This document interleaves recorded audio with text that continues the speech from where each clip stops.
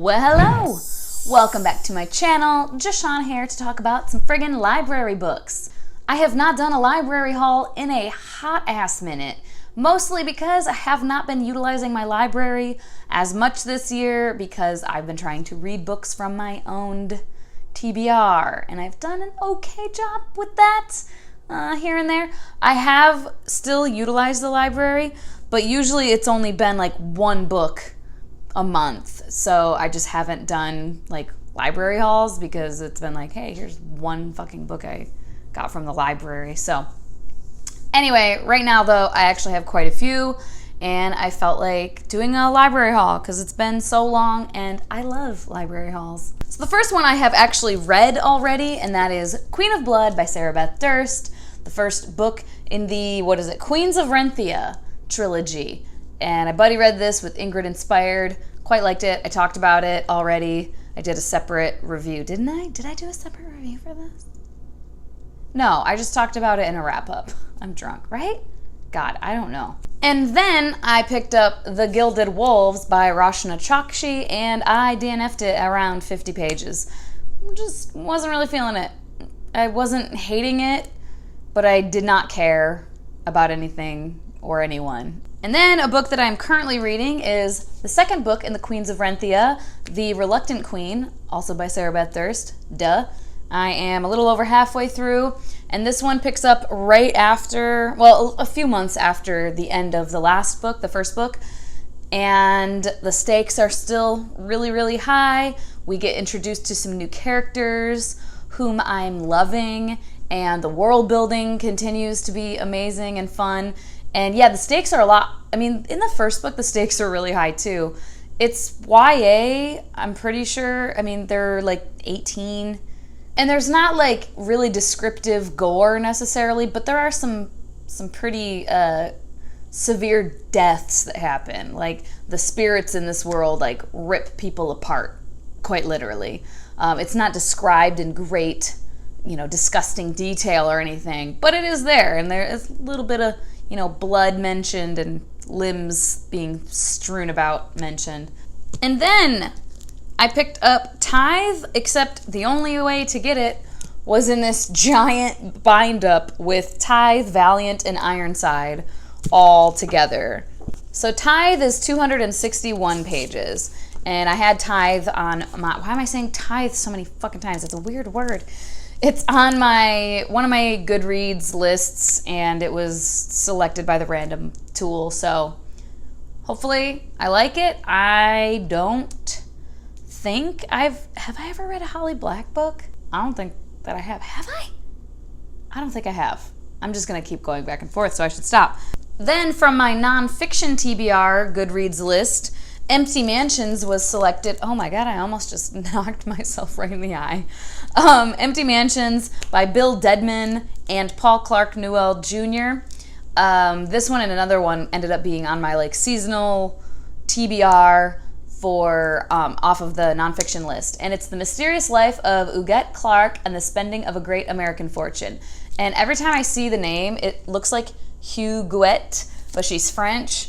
And in the book, they say what the pronunciation is, and they say that it sounds more like Huguette. Basically, we have this person, Huguette Clark, who is like 105 years old, living in a home in New York, but she owns this grand mansion in New York, a grand mansion in, I think, Santa Barbara, California, and I think other houses, and she's just a multi-millionaire, potentially billionaire, I can't remember. And the book goes into her family's history of how they got all this money. It was very much like a rags to riches story from way back in the day. Her father started Las Vegas. He was a coal miner, he was a copper miner, among other things. He was a senator at one point. He had all these scandals. He had his hands in all these different businesses and, yeah, amassed this huge fortune. And then when she passed away, I think at 106, there was this whole debate with her will, and that's what the book goes into, is just all of this, the history of it. And I am a quarter of the way through or so. really enjoying it. It's nonfiction, and it's kind of my like book I read before going to bed, so I don't get that far into it on a daily basis because then I start getting sleepy and I fall asleep. But I'm really enjoying it. It's very interesting seeing how this man got where he was and what he did with it. And we're starting to get to the point, I think, of Huguette being an adult, and we're going to start seeing like how things played out for her. She's basically like a hermit. Like no one has seen seen her in public. She hasn't been photographed in decades. When he's a journalist, and he discovered her and like started doing this whole piece. And Paul Clark Newell Jr. is one of her family members. I think he's like a great nephew or something like that, if I remember correctly. And then I probably don't need to talk about this one a whole hell of a lot. Sorcery of Thorns by Margaret Rogerson. Yes. It's her second book. It's a standalone YA fantasy. There is a magical library, and our main character, don't know her name, but she wants to be a person who, what did Jade call it? To be a warden, which basically means these grimoires in this library that are magical and dangerous and have dark magic in them. They can come to life or something, or create monsters or something. And people need to be protected from them, and she wants to be a warden to protect people. I've heard very mixed things about this. Some people that I know and am friends with have loved it. Loved it, loved it, loved it. And then some people I know and am friends with have full-on hated it. So, Ola, I'm looking at you.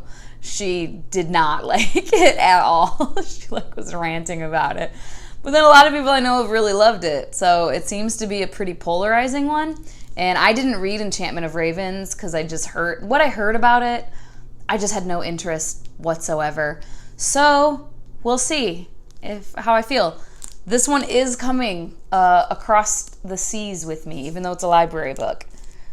You know, I don't intend on losing it, but I guess if I do, I will be replacing it, obviously. And there we go. Those are the six library books that I have gotten recently. Let me know if you have read any of these and what you thought about them, and if any of them that you haven't read maybe sound interesting, let me know in the comments below. I feel like I'm most proud of myself for getting this, because reading more nonfiction has been like on my to-do list for so long, and I've been really slacking with it. So I was really excited to get this, and I'm really excited that I'm enjoying it and that I'm finding it super interesting. What is a nonfiction that you guys have read recently? Or if you haven't read one recently, how long has it been for you? Because it had been a while for me. I feel like I haven't read any nonfiction this year. That is all. As always, thank you so much for your time. I hope that you guys have a wonderful day, and I will talk to you later. Bye-bye.